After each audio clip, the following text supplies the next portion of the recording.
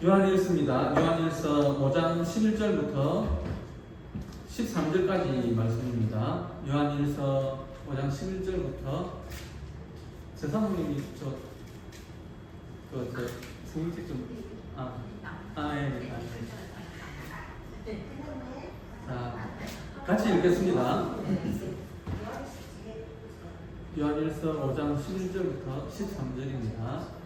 같이 읽겠습니다. 또 증거는 이것이니 하나님이 우리에게 영생을 주신 것과 이 생명이 그의 아들 안에 있는 그것이니라. 아들이 있는 자에게는 생명이 있고 아들이 없는 자에게는 생명이 없느니라. 내가 하나님의 아들의 이름을 믿는 너희에게 이것을 쓴 것은 너희로 하여금 너희에게 영생이 있음을 알게 하려 함이라. 아멘. 오늘 말씀의 제목은요, 흔들리지 않는 구원의 확신입니다.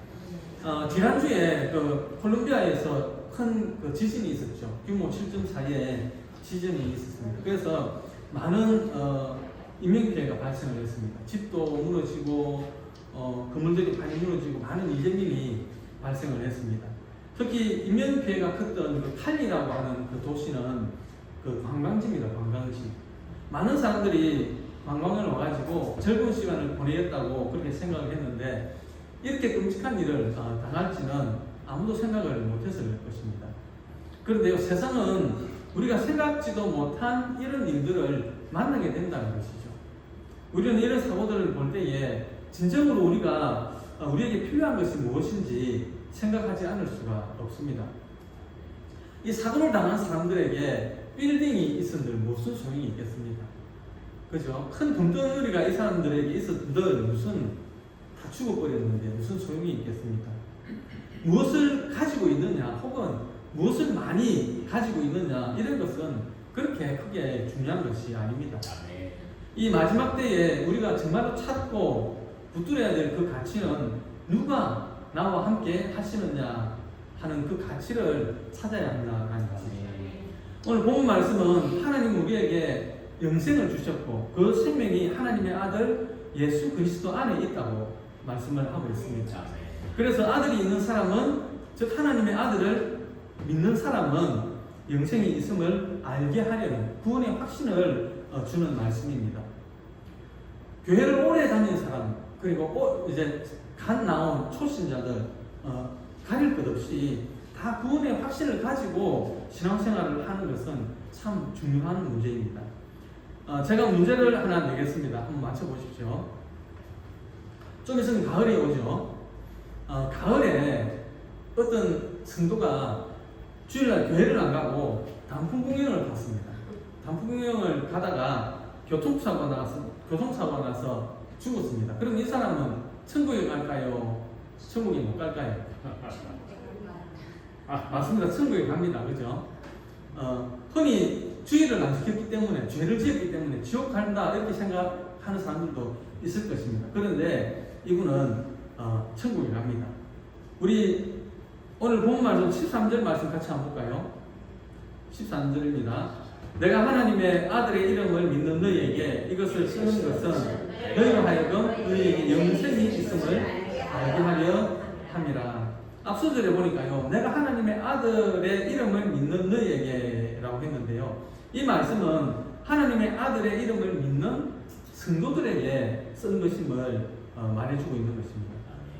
그런데 문제는 성도들이 내가 구원을 받았는지 못 받았는지, 또 내 안에 그 생명이, 영생이 있는지 없는지 그것을 잘 모르고 살아가는 사람들이 많다는 것입니다. 그래서 하나님의 아들의 이름을 믿는 자에게 영생이 있음을 알게 해주기 위해서 이것을 썼다고 말씀을 하고 있습니다. 우리가 교회 일을 하고 또 여러 가지 직분을 맡아서 교회를 섬기죠. 이럴 때 구원의 확신이 없으면 자기의 힘으로 하게 됩니다. 자기의 힘으로 하면 지치기 쉽죠. 낭망하기 쉽습니다. 또 시험이 다가올 때, 시험을 만나게 되면 또 쉽게 넘어집니다. 나는 정말로 나의 모든 죄를 용서받고 구원을 받았는가? 나는 정말로 거듭났는가? 나는 지금 죽어도 천국에 갈 확신이 있는가? 이 질문에 대해서 오늘 확실한 답을 얻고 앞으로의 신앙의 그 여정 가운데 세상이 줄 수 없는 참 행복을 누리며 살아가는 우리 주사랑교회 성도님들이 되시기를 주님의 이름으로 축원드립니다. 그러면 먼저 누가 이 영생을 주시느냐 그것부터 알아보겠습니다. 오늘 보면 11절 말씀인데요. 11절 한번 보겠습니다. 또 증거는 이것이니 하나님이 우리에게 영생을 주신 것과 그랬죠. 누가 우리에게 영생을 주신다고 했습니까? 하나님이 우리에게 영생을 주신다라고 했습니다. 이 말씀이 너무나 중요합니다. 이 말씀은 내가 구원을 받았는지 아닌지 혹은 영생을 얻었는지 영생을 얻지 못했는지 이런 내 느낌이나 내 경험이나 내 지식으로 판단할 수 있는 것이 아니다라는 것입니다. 그리고 반드시 구원과 이 영생의 문제는 이것을 우리에게 주시는 하나님의 말씀에 기초해서 우리가 진단을 해보아야 된다라는 것입니다. 저는 그 총각 때까지만 해도 주일날 교회를 빠져먹잖아요. 주일을 빠져먹고 토요일날 신나게 놀고 나면 주일날 못 일어나잖아요. 그러니까 주일날 빠지고 뭐 또 살다 보면 이런 막 죄를 짓지 않습니까? 그러면 이래갖고 내가 천국에 가겠나 그런 생각이 들 때가 있었습니다. 근데 반대로 특별 새벽기도나 이런 거 하죠. 연초에 하면 열심히 그런데 참석을 좀 하고 또 부흥회나 예배 시간에 목사님 설교 말씀 듣고 은혜를 받으면 이 정도면 이제 천국에 갈 수 있겠다 그런 생각이 들 때도 있었습니다. 여러분은 그런 때가 없었습니까? 그런데 구원이라고 하는 것은 이렇게 내 상황에 따라서 왔다 갔다 하는 것이 아니라는 것입니다. 그럼 어떻게 이 영생을 하나님이 우리에게 주시는지 오늘 본문 그 11절 12절 말씀을 같이 한번 보겠습니다. 11절 12절입니다. 또 증거는 이것이니 하나님이 우리에게 영생을 주신 것과 이 생명이 그의 아들 안에 있는 그것이니라. 아들이 있는 자에게는 생명이 있고 하나님 아들이 없는 자에게는 생명이 없느니라. 이 말씀을 통해서 우리가 깨달을 수 있는 것은 하나님은 우리에게 영생을 주시는데 그 아들 예수 그리스도를 통해서 우리에게 영생을 주신다라는 것입니다. 예수님은 하나님과 동일한 분입니다. 예수님 안에 생명이 있습니다. 영생이 있습니다. 이 예수 그리스도를 내 안에 영접하면 예수님의 생명이 내 안에 있게 되는 것입니다. 그러면 어떻게 그 예수님을 내 마음속에 모실 수 있습니까? 요한복음 1장 12절에 보니까 이렇게 기록을 하고 있습니다. 같이 읽겠습니다. 영접하는 자, 곧 그 이름을 믿는 자들에게는 하나님의 자녀가 되는 권세를 주셨으니. 또 3장 16절, 요한복음 3장 16절 같이 보겠습니다. 하나님이 세상을 이처럼 사랑하사 독생자를 주셨으니 이는 그를 믿는 자가 멸망하지 않고 영생을 얻게 하십니다.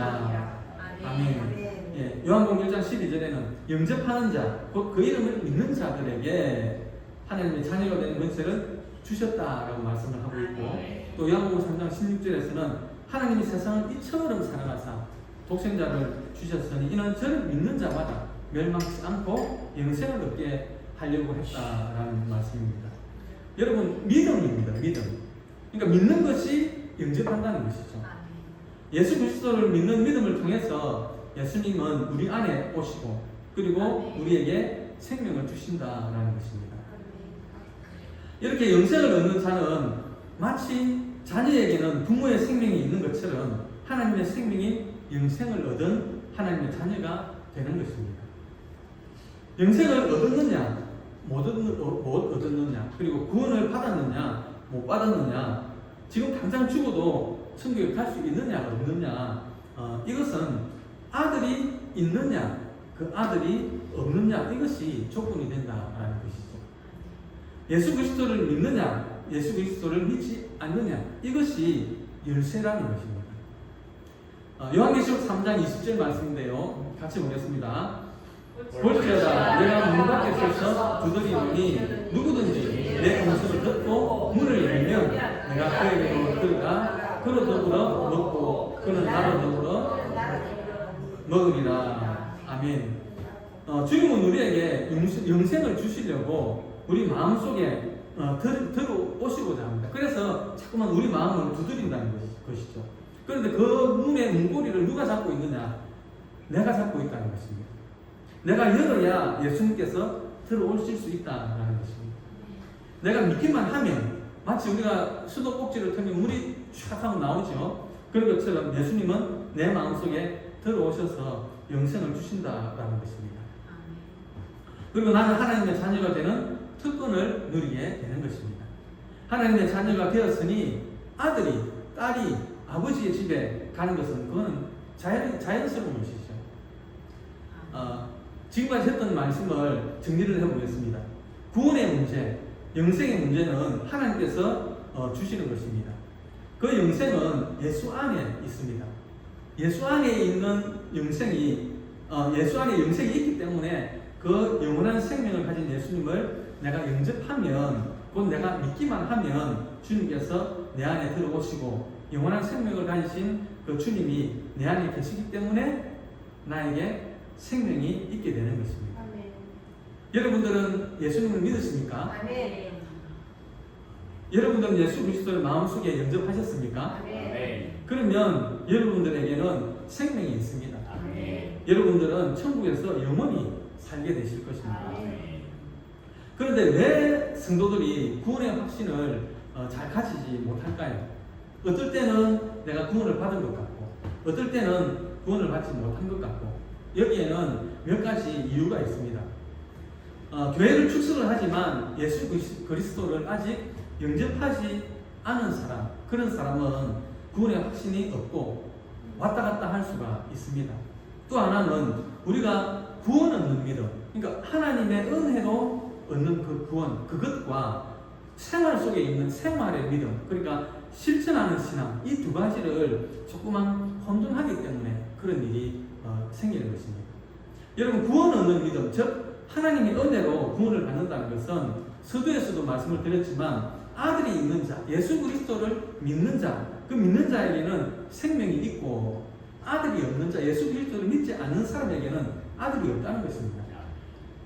우리가 신앙 고백을 하고 예수님이 내 죄 때문에 십자가에서 죽으시고 그리고 3일 만에 부활하셨다는 사실을 믿을 때 예수님의 생명이 우리 가운데 있는 것입니다. 그런데 우리 가운데 신앙 고백이 없고 십자가도 믿지 않고 부활도 믿지 않는 그 사람에게는 생명이 없다는 것입니다. 그러니까 구원 얻는 믿음, 이것은 있든지 없든지 하는 것입니다. 그런데 생활 속의 믿음, 즉 실천하는 신앙은 우리가 예수 그리스도를 믿고 난 다음에 우리의 모습이 얼마나 예수 그리스도를 닮아가느냐에 따라서 성화되는 과정에 따라서 큰 사람도 있고 순종하는 믿음이 큰 사람도 있고 그리고 작은 사람도 있다라는 것입니다. 쉽게 말해서 교회를 다니는 사람들 중에도 주의를 생명처럼 지키는 사람이 있죠. 어떤 목사님은 제가 정확하게 어느 교회인지는 잘 모르겠는데 그 목사님은 대학교 갈 때에 시험을 안 칠 때 주일날 시험을 치는 거라서 시험을 안 치고 한 해 더 재수를 했다 하더라고요. 이렇게 생명을 바쳐서 주의를 지키는 사람이 있고 혹은 또 이런저런 이유 때문에 주의를 못 지키는 사람도 있다라는 것입니다.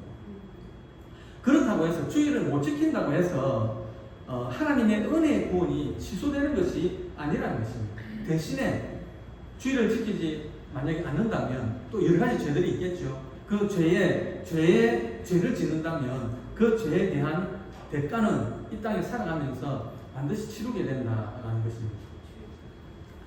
다윗이 바세바를 빼앗죠. 그리고 그 남편, 자기가 그렇게 충성하던 그 우리아를 천부살인을 해서 죽게 만듭니다. 이 죄의 대가로 그 다윗의 아들들이 서로 죽이죠. 서로 죽입니다. 그 셋째 아들 압살롬이 자기도 죽이려고 하죠. 자기 아버지 다윗을 죽이려고 달려듭니다. 권력에 눈이 멀어도 그렇지 어떻게 자기 아버지를 죽이려고 그렇게 달려든단 말입니까? 이것이 죄의 대가입니다. 성경이 죄를 짓지 말라고 계속해서 경고하는 것은 은혜의 구원이 없어지기 때문이 아니라 하나님께서 약속하신 이 땅에서 우리가 살아가면서 마땅히 누려야 되는 그런 풍성한 은혜를 잊어버리게 되고, 중요한 것은 우리가 자꾸 죄를 짓게 되면은 내가 정말로 구원을 받았는가 구원을 받지 않았는가 자꾸만 이것이 헷갈리게 된다는 것이죠. 은혜 구원에 대한 의문을 자꾸 가지게 된다라는 것입니다. 우리가 예수님을 믿고 영적으로 거듭났다면 이제는 죄를 멀리하고 육적인 일보다는 영적인 일에 더 열심히 하는 삶을 살아가야 되겠습니다. 그래서 우리의 믿음의 성장을 이루어가야 되겠습니다. 요한복음 5장 24절 같이 보겠습니다. 요한복음 5장 24절 말씀입니다. 내가 진실로 진실로 너희에게 이르노니 내 말을 듣고 또 나 보내신 이를 믿는 자는 영생을 얻고 심판에 이르지 아니하나니 사망에서 생명으로 옮겼느니라. 네, 요한복음 10장 28절 말씀입니다. 내가 그들에게 영생을 주노니 영원히 멸망하지 아니할 것이요 또 그들을 내 손에서 빼앗은 자가 없느니라. 로마서 8장 38절 39절 말씀입니다. 같이 보겠습니다. 내가 확신하노니 사망이나 생명이나 천사들이나 권세자들이나 권세이나 장래이나 능력이나 높음이나 기쁨이나 다른 어떤 이름으로라도 우리를 우리 주 그리스도 예수 안에 있는 하나님의 사랑에서 끊을 수 없으리라. 아멘. 여러분, 하나님 아버지께서 우리의 영혼을 붙잡고 계십니다. 그 어떤 것도 하나님의 손에서 우리를 빼앗을 수 없습니다. 하나님의 손은 만유보다 크십니다. 그래서 우리의 현 주소는 사망에서 옮겨져서 생명으로 옮겨졌고 천국에 있는 것입니다. 영원한 나라에 우리의 현 주소가 있는 것입니다. 그런데 우리가 우리의 인간적인 생각에 내가 죄를 지었기 때문에 하나님의 말씀에 순종하지 못했기 때문에 내가 하나님의 손을 놓아버렸기 때문에 하나님도 내 손을 놓을 것이다, 이렇게 생각할 수가 있는데 이것은 마귀가 주는 생각입니다. 이런 생각은 우리가 단호히 잘라버려야 되겠습니다. 우리가 이렇게 마귀의 생각을 잘라버리지 못하면 신앙생활을 할 때 많은 짐을 짊어지고 가게 되는 것입니다. 우리가 이렇게 되지 않기 위해서는 영적으로 자라가야 됩니다. 그렇지 않으면 내 마음속에서 믿음의 회의가 자꾸만 생기게 되는 것입니다. 그러므로 이 세상에 사는 날 동안에 두 가지는 꼭 기억을 했으면 좋겠습니다. 하나는 반드시 예수 그리스도를 믿어서 영생을 얻어야 한다는 것이고, 하나는 주님의 손을, 영생을 얻었으면 주님의 손을 꼭 붙잡고 말씀과 기도로 주님과 동행해 가야 된다는 것입니다. 자꾸만 주님을 바라보면서 주님을 닮아가는 삶을 살아가야 한다는 것입니다. 이렇게 할 때에 우리의 생활의 믿음도 날마다 견고해질 것입니다. 이 믿음으로 어떤 시험이 와도 우리가 능히 이길 수 있습니다. 때로는 사자굴에 들어가는 고통이 있을지라도, 때로는 우리 앞에 골리앗과 같은 그런 문제들을 만나게 될지라도 만군의 여호와의 이름으로 물리치는 능력 있는 주사랑교회 성도님들 되시기를 주님의 이름으로 축원합니다. 아멘.